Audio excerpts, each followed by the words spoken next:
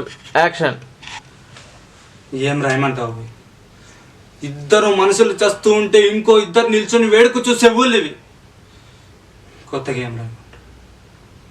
వీడి 10 ఏళ్ల బిడ్డ బతుకు కూడా వీడే రాయేస్తున్నాడు.